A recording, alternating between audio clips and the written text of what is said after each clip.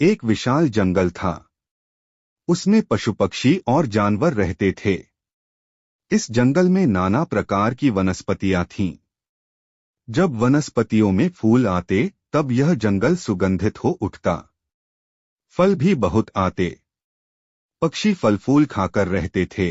फिर भी कुछ बड़े प्राणी छोटे प्राणियों को मारकर खाते। यह वन न्यायी राजा के राज्य में स्थित था, इसलिए मनुष्य यहाँ शिकार करने नहीं आते थे। कभी राजा राजकाज से ऊबकर घोड़े पर सवार हो यहाँ आता था और नदी के किनारे बैठकर प्राकृतिक सौंदर्य का आनंद लेता था।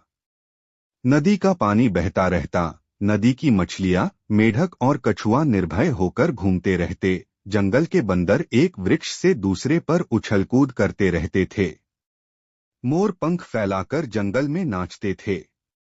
उसमें भी बरसात होने वाली हो तब उनकी कला देखते ही बनती थी। पक्षियों का कलरव मधुर लगता। इस जंगल में गरुड़ भी रहते थे। ये गरुड़ सांप और अन्य जीवों को मारकर खाते थे। इस जंगल में जीवों के कम होने पर गरुड़ दूसरे जंगल में चले गए। अब मात्र एक युगल ही बचा था। अभी हाल ही में गरुड़ी ने 2 बच्चों को जन्म दिया था। वे भी चले जाते पर छोटे बच्चों को लेकर कहाँ जाएं, कैसे जाएं? अब उन्हें बच्चे होंगे या नहीं, यह तो भगवान ही जाने। इससे पहले उनको 4 बार बच्चे हुए थे और चारों बार जंगल में आग लगी और वे बच्चे छोड़कर भाग गए थे। वह बच्चे दावाग्नि में जल मर गए थे। इस कारण इस बार जो होना हो, पर वो बच्चों को छोड़कर नहीं ही जाएंगे, ऐसा निश्चित किया था। गरुड़ गरुड़ी दाना पानी लाकर उन्हें खिलाते रहते। इस जंगल में फिर एक बार आग लगी। पशु पक्षी जान बचाने के लिए भागने लगे। उनका चीखना चिल्लाना मच गया। सभी पशु पक्षी भाग निकले। अब तो मात्र गरुड़ और गरुड़ी तथा उनके बच्चे ही बाकी रहे। गरुड़ गरुड़ी से कहता है, चलो हम भी यहाँ से भाग चलें। गरुड़ी ने कहा, तुम पागल हुए हो, कैसे भागें? हम भाग जाएंगे तो अपने इन बच्चों का क्या होगा? गरुड़ ने कहा, गरुड़ी, तुझे बुद्धि नहीं है। इस जंगल से सभी पशु पक्षी भाग गए हैं, केवल हम लोग ही यहाँ हैं। ऐसे समय में तो अपना अपना जीवन बचाना होता है। गरुड़ी कहती है, तुम भी ऐसा सोचते हो क्या? इन बच्चों को छोड़कर हम भाग जाएंगे तो इन बच्चों का क्या होगा? पहले के बच्चों जैसे ही। गरुड़ कहता है, तुम नाहक हठ मत करो। ये जंगल जलता हुआ नजदीक आता जा रहा है। विचार करने का समय नहीं है। तुम चलो, बच्चे भले यहाँ रहें। हम जीवित रहेंगे तो फिर बच्चे भी पालेंगे, पर हम ही नहीं होंगे तो बच्चे कहाँ से? गरुड़ी बोली, तुम तो निर्लज्ज हो। ऐसा कहने में तुम्हें थोड़ी भी शर्म नहीं आई? हमारे पहले के 4 बार के बच्चे अग्नि में जल गए और ये बच्चे भी दावाग्नि में जल जाएंगे, ऐसा तुम सोच रहे हो? तुम कैसे नर हो? दावाग्नि जलते हुए नजदीक आने लगी। अब अधिक बात करने में गरुड़ को कोई लाभ नहीं दिखा। अब क्या करना है? गरुड़ ने गरुड़ी से कहा, तू मेरा कहा मानती ही नहीं तो मैं क्या करूं? यहाँ रहेंगे तो हम दोनों जलकर मर जाएंगे और मैं तो जीना चाहता हूं। तुम रहो, मैं तो चला। गरुड़ी बोली, मत जाओ स्वामी, मत जाओ। मैं एक अबला हूं। मैं इन बच्चों को किस तरह बचा पाऊंगी? आप रहोगे तो हम कोई भी उपाय कर सकेंगे। आप मत जाइए। हम सबको ऐसी परिस्थिति में छोड़कर आप कैसे जा रहे हैं? आपका मन कैसे होता है? गरुड़ ने कहा, तुम तो समझती नहीं हो। फिर से कहता हूं, आना हो तो चलो, नहीं तो यहाँ रहकर इन बच्चों के साथ ही दावाग्नि में जल मरो। अंत में गरुड़ बच्चों और गरुड़ी को उसी जंगल में छोड़कर चला गया। गरुड़ी तो रोने लगी। उसको देखकर बच्चे भी रोने लगे। गरुड़ी ने निश्चय किया कि भले ही मैं बच्चों के साथ जलकर मर जाऊंगी, परंतु बच्चों को छोड़ूंगी नहीं। दावाग्नि तो नजदीक आने लगी। अब क्या करना है? गरुड़ी ने विचार किया, भले ही दावानल विशाल हो, पर थोड़ी सी जगह को संभाल लूंगी तो शायद मैं बच्चों को बचा सकूंगी। गरुड़ी ने दूर ही पर एक चंदन का जंगल देखा। उसने एक एक करके बच्चों को वहां ले जाकर छोड़ा, फिर अगल बगल में नीचे पड़े हुए पत्तों को हटा दिया। चारों ओर के पत्तों को साफ किया। फिर जंगल के ही नजदीक में एक नदी थी। उस नदी में पानी का एक निर्झर था। वह झरने पर जाकर अपनी पांखें भिगोकर आती और बच्चों पर रखती थी। वहां उसके पास के दूरवा की अग्नि पर पांखें झटकारती। वह पानी छींटकर अग्नि को बुझाती। अग्नि पर पानी डालकर वह फिर पांखें भिगोने नदी पर जाती। इतने देर में तो अग्नि फिर सुलग उठती। ऐसी भयानक परिस्थिति खड़ी हो गई थी। गरुड़ी तो रात दिन पानी में पांखें भिगोकर छांटने लगी। अब तो वह थककर लथपथ हो गई। एक दो दिन के बाद दावानल शांत पड़ने लगा, फिर भी गरुड़ी तो पानी छींटती ही रही। एक बार वह पानी में चोंच डुबाकर आ रही थी, तब वह पानी के भार के कारण गिर पड़ी थी। वह जस की तस ही पड़ी रही। काफी समय हो जाने से उसके शरीर पर चींटियां चढ़ गईं। फिर रात्रि के ठंडे प्रहर में उसके शरीर में चेतना आई। उसने आंखें खोलकर देखा तो वह नदी के निर्झर के किनारे पड़ी है। उसको जंगल के दावानल की घटना याद आई, बच्चे याद आए, परंतु अब जाए कहाँ, सर्वत्र अंधेरा व्याप्त था। उसको लगा कि बच्चे मर ही गए होंगे। ऐसा विचार करके वह रोने लगी। सुबह हुई, उजाला फैला और वह धीरे से उठकर चंदन वन में चली गई। तब उसने देखा कि बच्चे गर्मी के कारण औंधे पड़े हैं। उसको तो बहुत दुहक हुआ। फिर उसने ध्यानपूर्वक देखा तो बच्चे सांस ले रहे थे। वे मरे नहीं थे। उसको पुनः आशा जगी। वह फिर से नदी पर गई और पांखें भिगोकर पानी ले आई और बच्चों की चोंच में डाला। शरीर पर छींटे मारी। थोड़ी देर के बाद बच्चों ने आंखें खोलीं। गरुड़ी तो आनंदित हो उठी। फिर दोनों बच्चों को पंखों में लेकर खूब प्रेम करने लगी। जंगल में खाने के लिए कुछ भी नहीं बचा था, फिर भी वे वहीं रहने लगे। नजदीक के ही छोटे बड़े वन में जाकर जीव जंतुओं को खाकर रहने के लिए वे चंदन वन में ही आते। ऐसा करके वे दिन बिताने लगे। अब तो बच्चे भी बड़े हो गए थे। वह गरुड़ी बच्चों के साथ खूब आनंदपूर्वक रहने लगी। गरुड़ का तो कोई पता ही नहीं था। बच्चे गरुड़ को याद भी नहीं करते थे। दिन बहुत अच्छे निकलने लगे। इस तरफ गरुड़ अन्य जंगल में आकर रहने लगा।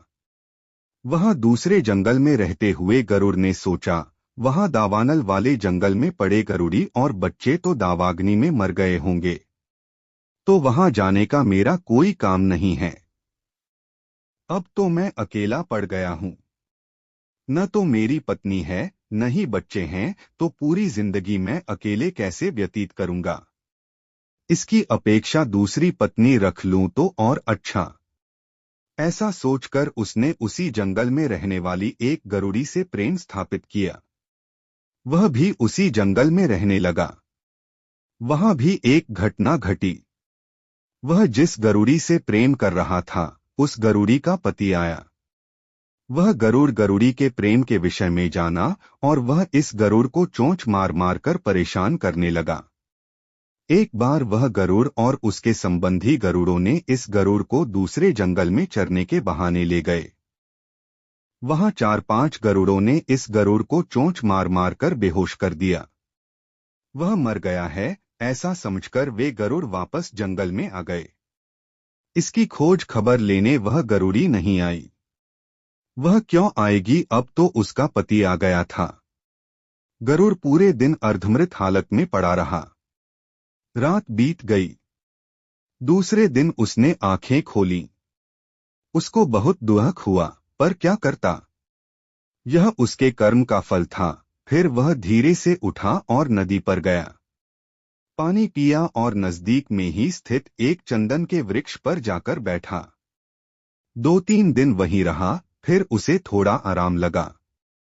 अब वह नजदीक के वनों में चरने के लिए जाता था और रहने के लिए वहीं चंदन के वृक्ष पर ही लौट आता। वहां भी कितने दिन रहता।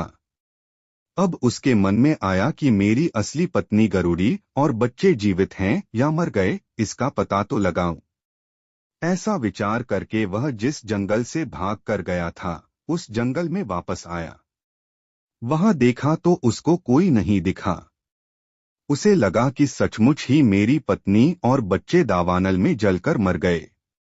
अब वह उसी जंगल में रहने लगा। एक दिन ऐसा हुआ कि गरुड़ जंगल में, जहां चरने के लिए आता था, उसी वन में गरुड़ी बच्चों को लेकर चरने आई। गरुड़ ने गरुड़ी को देखा। उसने गरुड़ी को पहचानने का प्रयत्न किया। यह तो मेरी पत्नी जैसी ही लगती है, परंतु बच्चों को वह नहीं पहचान सका। उसको दुविधा हुई कि यह वही है या कोई अन्य गरुड़ी है। वह चुप ही रहा। तो दूसरी तरफ गरुड़ी ने भी गरुड़ पति को देखा, लेकिन उसे लगा कि गरुड़ तो दूसरे वन में गया था, वो यहाँ कैसे आ सकता है। वह तो वहां नई पत्नी के साथ मौज करता होगा। ये तो कोई दूसरा ही गरुड़ होगा। गरुड़ अपने ढंग से चरता था तो गरुड़ी और बच्चे अपने ढंग से अलग ही रहकर चरने लगे। एक दिन दोपहर को चंदन के वृक्ष के ही खोखल में गरुड़ के बच्चों ने सांप के एक बच्चे को देखा। वह सांप का बच्चा गरुड़ों को देखकर खोखल में छिप गया। गरुड़ के बच्चों ने सांप के बच्चे को खोखल से निकाला और उसे चोंच मार मार कर अधमरा कर दिया। सांप का बच्चा भागा और वहां से भागकर पीपल के वृक्ष पर चढ़ गया।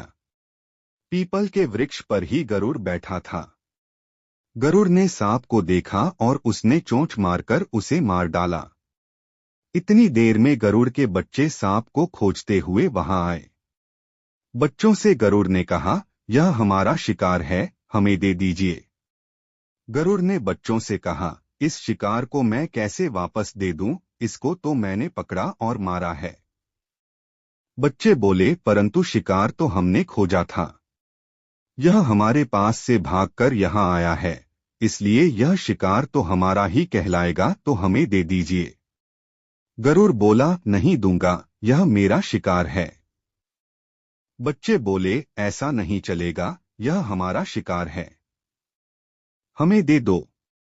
शिकार की खातिर बच्चों और गरुड़ का झगड़ा हुआ। तभी बच्चों को खोजती हुई गरुड़ी वहां आई।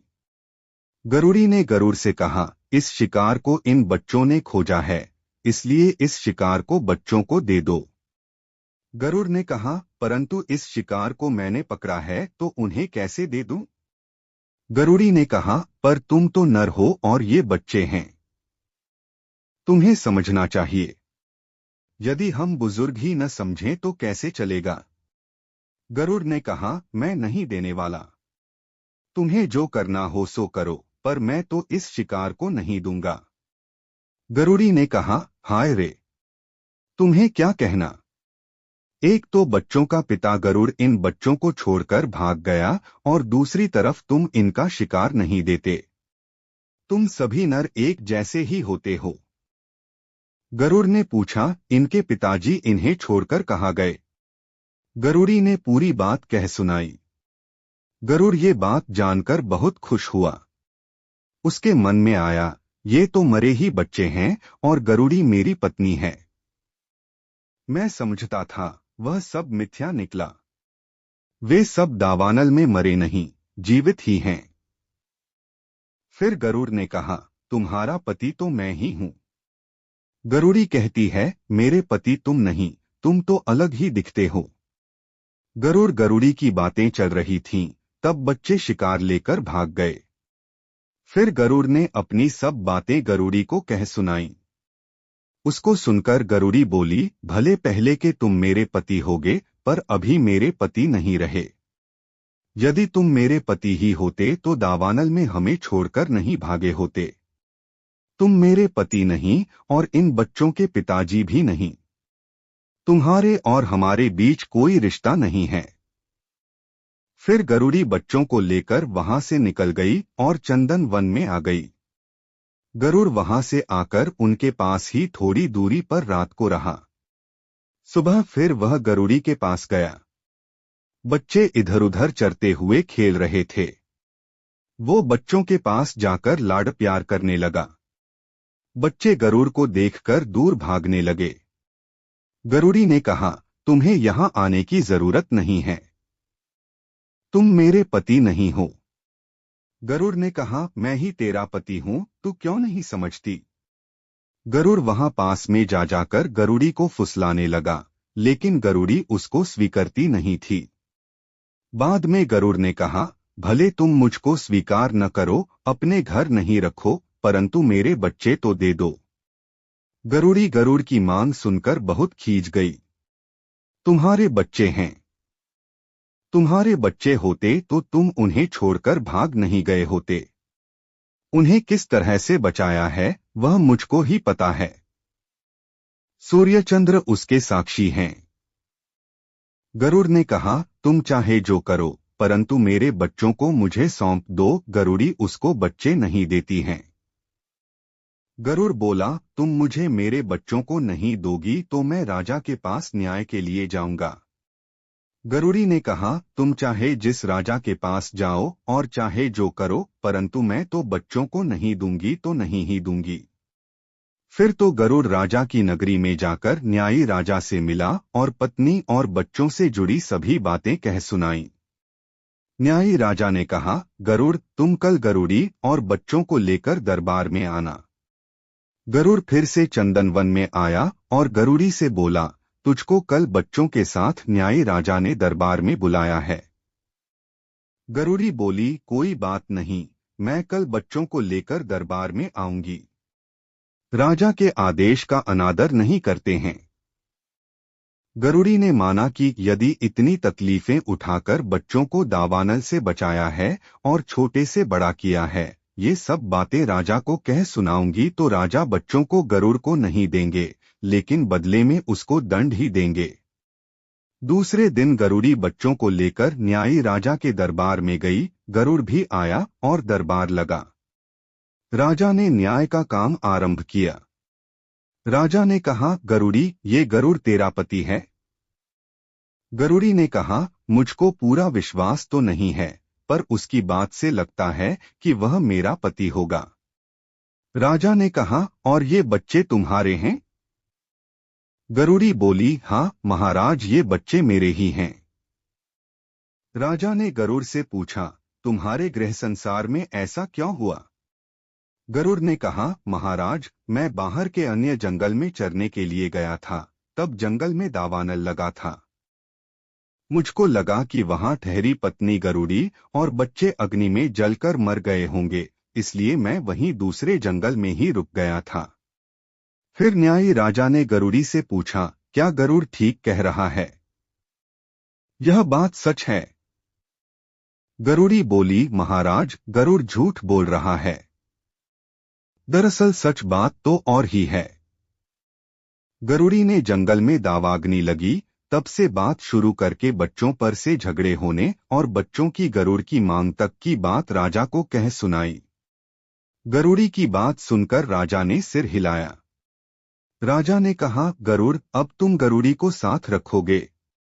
गरुड़ ने कहा, हाँ महाराज, मैं अब भी गरुड़ी और बच्चों को अपने साथ रखने को तैयार हूं। कारण वह मेरी पत्नी है और अपने बच्चों के बिना तो मेरा जीवन व्यर्थ है। फिर राजा ने गरुड़ी से पूछा, गरुड़ी, तुम गरुड़ के साथ रहोगी? गरुड़ी ने कहा, मैं कैसे जाऊं? दावानल लगा तब हमको छोड़कर भाग गए थे, तो अब इनका क्या भरोसा। मेरा और बच्चों का तो यह नया जन्म हुआ है, समझो। राजा ने कहा, गरुड़, गरुड़ी तो तुम्हारे साथ रहने को तैयार नहीं है, तो तुम क्या करोगे? गरुड़ ने कहा, महाराज, गरुड़ी नहीं आए तो कोई बात नहीं, परंतु मेरे बच्चे मुझको मिलने चाहिए। गरुड़ी बोली, महाराज, मैं किस तरह से इन्हें बच्चों को सौंप सकती हूँ? उनको मैंने जन्म दिया है, दावानल से बचाया है, छोटे से बड़ा मैंने किया है, तो इनको क्यों दे दूं? मैं बच्चों को इन्हें नहीं दूंगी। गरुड़ ने कहा, महाराज, मेरे बच्चे मुझको मिलने चाहिए। गरुड़ी ने कहा, मैं बच्चों को नहीं दूंगी। राजा के लिए बड़ा कठिन प्रश्न खड़ा हुआ। बच्चों को किसका माना जाए, नर का गिनना या मादा का? फिर उन्होंने खूब विचार करके न्याय दिया। गरुड़ी बहन, बच्चों को तुमने जन्म दिया, दावानल से तुमने बचाया, छोटे से बड़ा किया, तुझको बड़ी मुश्किल हुई, परंतु वंश तो नर का ही कहलाता है, इसलिए ये बच्चे तो गरुड़ के ही माने जाएंगे। गरुड़ी बोली, आप चाहे जो करें, मैं बच्चों को देने वाली नहीं हूं। नहीं दूंगी, कहते कहते गरुड़ी वहीं चक्कर खाकर गिर पड़ी। फिर गरुड़ दोनों बच्चों को आगे करके चलने लगा। बच्चे तो माता माता कहकर खूब रोने लगे, परंतु उनकी माता उन्हें बचाने के लिए कहां से आ पाती। फिर तो गरुड़ी किसी तरह से उठकर वहां से निकली और साकरी नदी पर आकर बच्चों के लिए खूब विलाप करने लगी। वह विलाप करते करते ही नदी के किनारे निर्झर था, वहां तड़प तड़प कर मर गई। गर्मी के कड़ाक धूप में उसका शरीर सूखकर चमड़ा हो गया। न्यायी राजा के राज्य में ही एक बढ़ी रहता था। उस बढ़ी की पत्नी मासिक धर्म में आई। 5-7 दिन के बाद उसने माथे से स्नान किया और स्वच्छ हुई। उसको 2 दिन हुए और वह दोपहर को साकरी नदी के किनारे निर्झर पर पानी लेने के लिए गई। वहां उसने गरुड़ी के सूखे शरीर को देखा। उसको लगा कि यह क्या है, यह जानने की इच्छा हुई। उसने एक लकड़ी ली और लकड़ी से उस शरीर को वहां से खिसकाया। उस मृत शरीर में रही वाष्प बढ़ी की स्त्री के नाक मुंह में गई।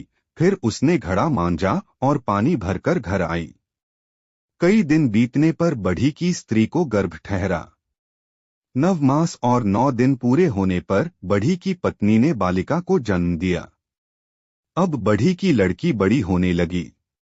महीने वर्ष बीते, लड़की बालिका से किशोरी हुई, तरुणी बन गई। वह बढ़ी की पत्नी को गृह कार्य में मदद करने लगी। वह लकड़ी लाती, पानी भरती, रसोई बनाती और घर के काम करती। न्यायी राजा की 7 घोड़ियां थीं। जो घोड़े थे वो तो उसने सैन्य को सवारियां लड़ने के लिए दे दिए थे। उस नगरी में केवल बढ़ी के पास ही एक घोड़ा था। राजा की घोड़ियां बढ़ी के घर के आसपास चरने के लिए आती थीं। बढ़ी का घोड़ा भी उन्हीं में जाकर चरता था। घोड़ियां मासिक धर्म में आईं। घोड़े ने घोड़ियों के साथ संबंध स्थापित कर पाई। अब घोड़ियों को गर्भ ठहरा। वह गर्भ विकसित होने लगा।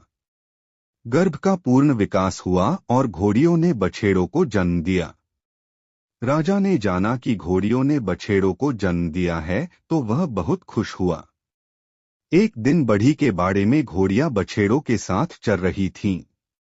उसमें बढ़ी का घोड़ा भी जाकर चरने लगा। उसको बढ़ी की लड़की ने देखा, वह बहुत खुश हो गई। लड़की ने बढ़ी को बुलाया और घोड़ी तथा बछेड़ों को दिखाकर कहने लगी कि ये बछेड़े किसके हैं। बढ़ी बोला, बेटा, ये घोड़ियां और बछेड़े तो राजा के हैं। लड़की बोली, परंतु यह घोड़ा तो अपना है। बढ़ी बोला, हाँ बेटा, यह घोड़ा तो अपना है। अपने घोड़े ने घोड़ियों के साथ संबंध किया, इसलिए तो घोड़ियों को गर्भ ठहरा और ये बछेड़े जन्मे। लड़की ने कहा, तो ये बछेड़े अपने ही गिने जाएंगे। बढ़ी बोला, है तो ऐसा ही, अपने घोड़े की वंशज, इसलिए ये बछेड़े अपने हैं, परंतु जाने दे अब। राजा की क्या बात करना, बड़े लोगों की बड़ी बात, हम छोटे मुंह से बड़ी बात क्यों करें। लड़की बोली, लेकिन पिताजी, हम कहाँ बड़ी बात कर रहे हैं, जिसका वंश उसके बालक। लड़की खुश हो गई। वह बछेड़ों और घोड़े को हाथ लाई और तबेले में बंद कर दिया। सांझ को घोड़ियां राजा के घर आईं। वे बछेड़ों के बिना थीं, बछेड़ों के लिए तूफान मचाने लगीं। घोड़े की रखवाली करने वाला बछेड़ों की खोज में निकला। उसने देखा कि बछेड़े बढ़ी की घुड़साल में बंद हैं। वह बढ़ी के घर गया और कहा, बढ़ी, इन बछेड़ों को छोड़ दो, ये राजा के बछेड़े हैं। बढ़ी बछेड़ों के बंद किए हुए तबेले का दरवाजा खोलने गया, लेकिन लड़की ने उसको रोका, नहीं, ये राजा के नहीं हैं, फिर क्यों देना है। बढ़ी लड़की को समझाता है, पर वो नहीं मानती और बछेड़ों को नहीं देती है। बढ़ी ने कहा, बेटा, राजा के आदमी बछेड़े लेने के लिए आए हैं तो दे देते हैं। लड़की ने कहा, परंतु क्यों देना, ये अपने घोड़े के वंश हैं, राजा को इन्हें नहीं देना है। राजा के नौकर ने घर जाकर पूरी बात राजा से कही। अब राजा ने बढ़ी को बुलवाया। राजा ने कहा, बढ़ी, अपने तबेले में मेरे बछेड़ों को बंद किया है, उन्हें क्यों नहीं छोड़ता। बढ़ी ने कहा, महाराज, उन बछेड़ों को तो मेरी लड़की ने बंद कर दिया है, उसको पसंद है इसलिए रखा है। राजा ने कहा, लेकिन वे बछेड़े तो मेरे हैं, ये तो तुम्हें पता ही है, तुम्हें बछेड़ों को छोड़ देना पड़ेगा। बढ़ी बोला, उस पागल लड़की को मैंने कितनी बार समझाया है, पर वह समझने के लिए तैयार नहीं है। राजा ने कहा, इन सिपाहियों को लेकर जाओ और लड़की को धमकी देकर बछेड़ों को छोड़ दो। बढ़ी के साथ सिपाही बढ़ी के घर आए। लकड़ी तबेले के दरवाजे के पास ही थी। बढ़ी ने लड़की को समझाया कि हम बछेड़ों को छोड़ दें, परंतु वह मानने को तैयार नहीं थी। सिपाहियों ने लड़की को धमकाया, राजा का भय दिखाया, फिर भी वह एक से दो नहीं ही हुई। फिर वे सिपाही वापस आए और राजा से सारी बात कही। राजा ने कहा, ठीक है, कल दरबार में लड़की को हाजिर करो। दूसरे दिन दरबार लगा। लड़की को दरबार में बुलाया। लड़की ने बछेड़ों को हाकर दरबार में ले आई।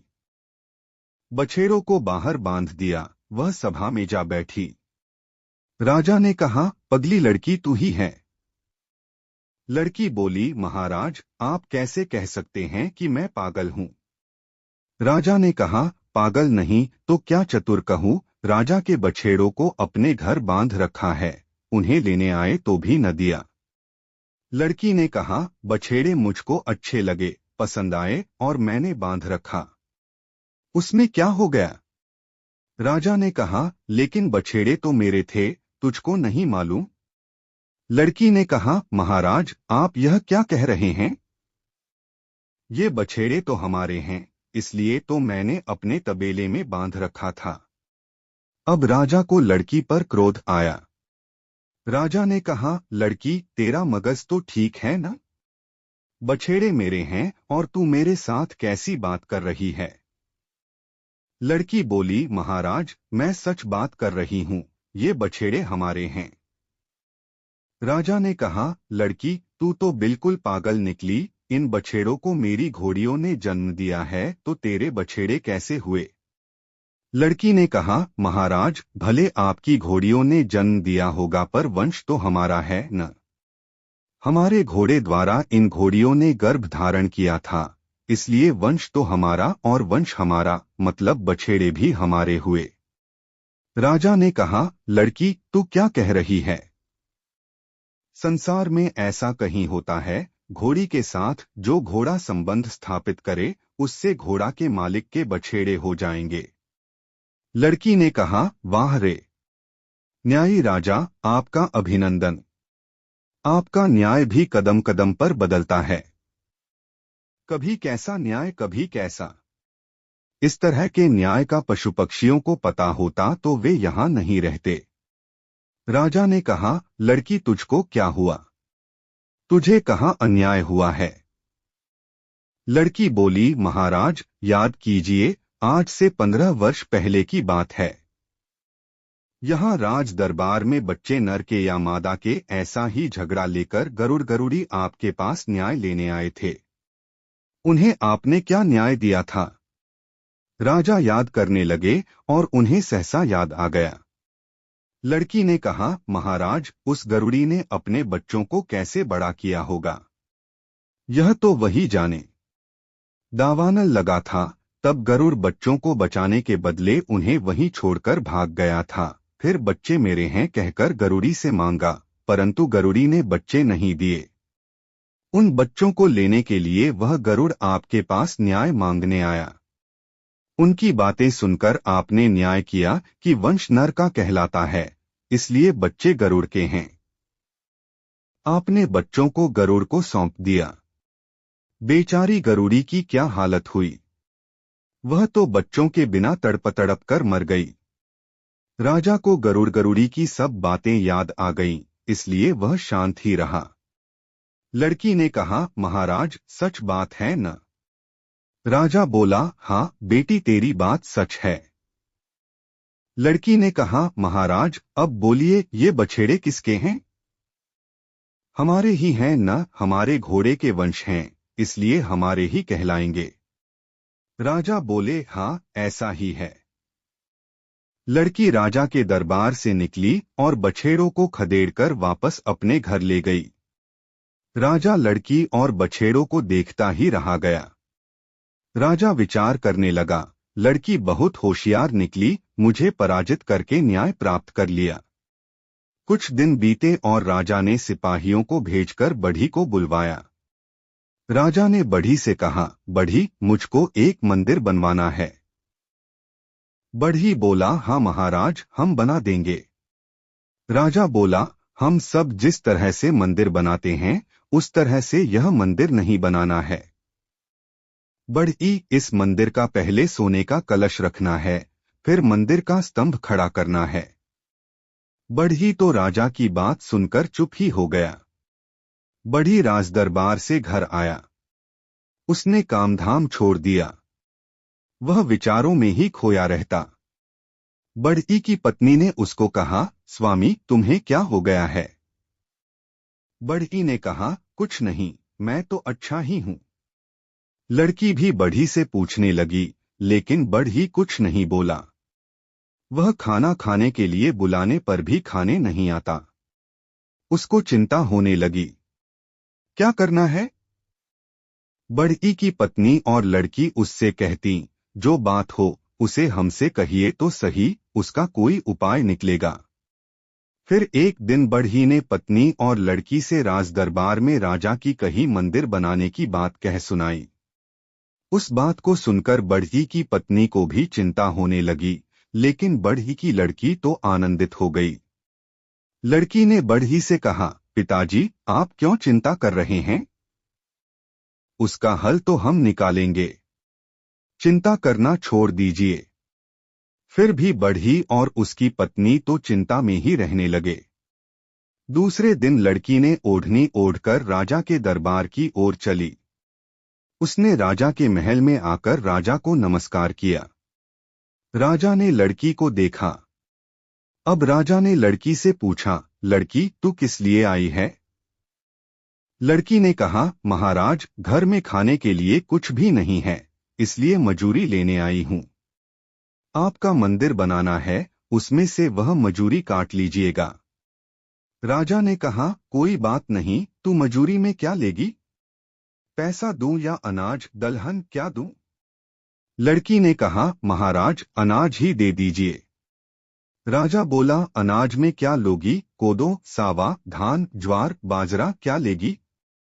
लड़की ने कहा, महाराज सावा की ही मजूरी दीजिए। राजा ने नौकर को बुलाया और कहा, इस लड़की को सावा की मजूरी एक मपना भर दे दो। नौकर लड़की को लेकर गोदाम में आया। वहां लड़की ने मजूरी लेने के लिए ओढ़नी फैलाई। नौकर ने तगाड़े में सावा निकालकर मजूरी देने के लिए मपना ले आया और भरने लगा। तब लड़की ने नौकर से कहा, मुझको मजूरी तुम देने वाले हो? नौकर ने कहा, तो कौन राजा देंगे? लड़की ने कहा, मैं तो तुम्हारे हाथ की मजूरी नहीं लूंगी। राजा अपने हाथ से मजूरी देंगे तो ही लूंगी। नौकर ने बहुत समझाया कि राजा तो किसी को अपने हाथ से मजूरी नहीं देते, हम नौकरों को ही देने के लिए कहते हैं। यह सब काम तो हमको ही करना पड़ता है, इसलिए तो हम नौकर हैं। लेकिन लड़की नहीं मानी।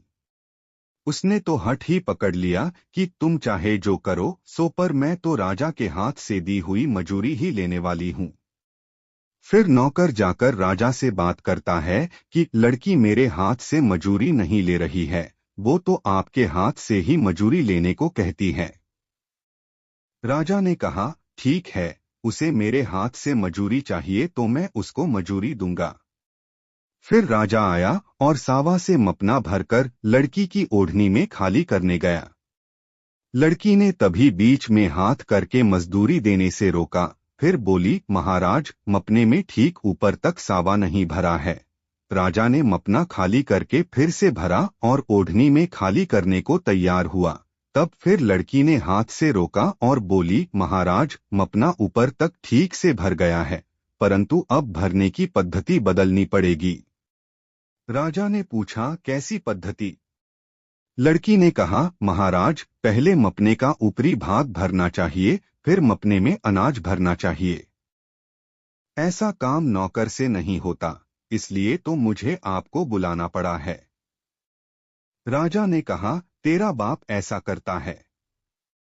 लड़की, तू तो पगला गई है। कहीं ऐसा देखा है कि पहले मपना का ऊपरी भाग आए, फिर मपने में अनाज भरता हो? लड़की ने कहा, सब हो सकता है। आपको ऐसा करना नहीं है तो बहाना क्यों कर रहे हैं? राजा बोले, लड़की, ऐसा कभी नहीं होता। लड़की ने कहा, महाराज, हो सकता है, ऐसा क्यों नहीं हो सकता? महाराज, यह तरीका तो आपने ही खोजा है और आपसे यह नहीं हो सकेगा, ऐसा कैसे हो सकता है? राजा ने कहा, कैसा तरीका, मैंने क्या किया? लड़की ने कहा, महाराज, मेरे पिताजी बढ़ी हैं, उनसे आपको मंदिर बनवाना है, लेकिन आपने उनसे कहा है कि मंदिर पर कलश पहले रखना है, बाद में मंदिर का पाया बनाना है। महाराज, दुनिया में ऐसा हुआ है। राजा हंस पड़ा। उसने लड़की से कहा, लड़की, तू सच्ची बात करती है। तू जीत गई और मैं हारा। अब तू जा, अपने पिता बढ़ी को कहना कि वह चिंता नहीं करे। उसकी लड़की बहुत होशियार है, उसने राजा के सभी कूट हल कर दिए हैं। लड़की ने घर आकर राजा से मांगी मजूरी वाली सभी बात अपने माता पिता को कह सुनाई। वे सब बहुत खुश हुए। अब लड़की युवा हुई। राजा विचार करने लगा कि बढ़ई की लड़की बहुत बुद्धिशाली है, उसको राज्य में रानी बनाकर लाऊं तो राजदरबार में आने वाले प्रश्नों या कूट का हल खोज निकालेगी और प्रश्नों का समाधान हो जाएगा। अब राजा ने बढ़ई की लड़की से विवाह करने की इच्छा बढ़ी के समक्ष व्यक्त की। बढ़ी बोला, महाराज, हम गरीब आदमी और आप ठहरे राजा, ऐसा रिश्ता कैसे सोच सकते हैं? हमारे रहन-सहन और आपके रहन-सहन में जमीन आसमान का फर्क है। आपका राजमहल और हमारी झोंपड़ी में रहने वाली लड़की कैसे संभाल सकेगी? ऐसा कुछ नहीं होने वाला है। महाराज, यह विचार आप छोड़ दीजिए, बात आप तक ही रहने दें। राजा को बढ़ी ने बहुत समझाया, पर राजा मानने को तैयार नहीं हुआ। वह तो कहता था, चाहे जो भी हो, मैं तुम्हारी लड़की के साथ ही विवाह करूंगा। फिर बढ़ी वहां से घर आया और राजा के साथ हुई सभी बातें पत्नी और लड़की को कह सुनाई। लड़की ने यह बात नकार दी, फिर भी बढ़ी लड़की को समझाने लगा। लड़की ने बढ़ी से कहा, पिताजी, आप चिंता मत कीजिए, इसका समाधान भी हम निकाल लेंगे। दूसरे दिन बढ़ी की लड़की राजा के महल में गई और राजा से मिली। वह लड़की राजा से बोली, महाराज, आपके साथ मैं विवाह करूंगी, परंतु इससे पहले मैं जो कहूंगी उसके अनुसार आपको करना होगा। राजा ने कहा, ठीक है, तुम जैसा कहोगी वैसा करने के लिए मैं तैयार हूं। लड़की ने कहा, महाराज, यह आपका महल है, उसके मुख्य दरवाजे के पास एक चौरस दरवाजा बनवाना, उसकी दीवार बनाकर उसमें तुलसी का पौधा रोपना, उस पर साफ पीले कपड़े का टुकड़ा ढक देना, उसके अगल बगल में गोबर से लीपने के बाद वहां धूप अगरबत्ती दिया कर देना। दिए में तेल खत्म नहीं होना चाहिए, फिर रात होगी तब वहां आप खाट बिछाकर सो जाना। दूसरे दिन लड़की ने कहा था, उसके अनुसार राजा ने तैयारी की। सांझ को वह वहां खटिया बिछाकर सोया। रात्रि के 2 प्रहर व्यतीत हो गए। अब मध्यरात्रि हुई और राजा की खाट आकाश में उड़ने लगी। वह स्वर्ग में गया और वहां रुका। वहां राजा देखने लगा तो उसके माता पिता सोने के हिंडोले के किनारे आ गए हैं। उनका आसन डोलने लगा है, वे अब नीचे गिर जाएंगे, ऐसा लगने लगता है। राजा नीचे देखता है तो नीचे तो नरक दिखता है। उसमें छोटे बड़े कीड़े एक दूसरे पर चलते हुए और मैला खाते हुए दिखते हैं। ऐसा देख राजा जल्दी जल्दी माता पिता को पकड़ने के लिए हाथ बढ़ाता है और चिल्ला उठता है। राजा जग गया और देखता है तो वह तो नीचे पलंग पर ही सो रहा है। उसे लगा यह स्वप्न था या सच बात थी। राजा को कुछ समझ नहीं आया। दूसरे दिन बढ़ी की लड़की राजा के पास आई और देखा तो उसने दूसरे दिन बढ़ी की लड़की राजा के पास आई और देखा तो उसने कहा था, वैसा ही किया गया था। उसने राजा से कहा, महाराज, मैंने कहा था उसी अनुसार किया दिख रहा है, परंतु मैंने कहा था कि उसी तरह से आप सोए थे। राजा ने कहा, हाँ, मैंने जैसा तुमने कहा था उसके अनुसार ही किया। लड़की ने कहा, हाँ, तो आपको क्या अनुभव हुआ? राजा ने रात को जो अनुभव किया था वे सभी बातें लड़की से कह सुनाई। लड़की ने कहा, महाराज, आज भी आप वहीं सोना पर आज आप मन को साफ रखिएगा। आज आपको मेरे प्रति ऐसा भाव रखना है कि मैं आपकी छोटी बहन हूं।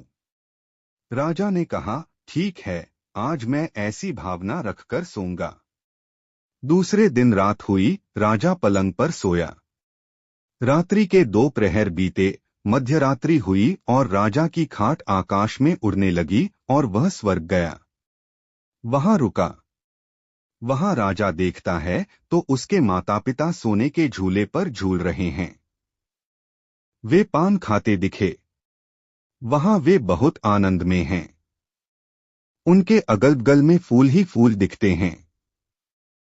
वह नीचे देखता है तो नीचे भी सुंदर बगीचा है, उस बाग में फूल महक रहे हैं। यह सब उसने देखा। राजा यह सब देखकर आनंदित हो उठा।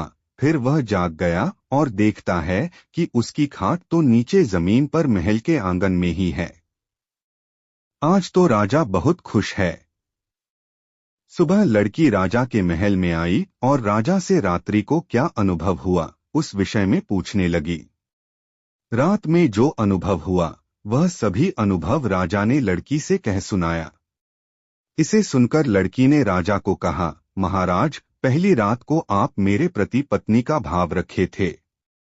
मुझे ब्याहेंगे इस भाव से आप वहां सोए थे, इसलिए आपको स्वर्ग में आपके माता पिता झूले के किनारे बैठे हुए अभी गिर पड़ेंगे या फिर गिरेंगे और वे नीचे गिरेंगे तो सीधे नरक में जाएंगे, जहां कीड़े नरक खाकर रहते हैं। माता पिता की ऐसी स्थिति आपको दिखाई दी। अपने माता पिता को दुखी होते हुए आपने देखा, जबकि दूसरे दिन आपका मेरे प्रति भाव पवित्र था।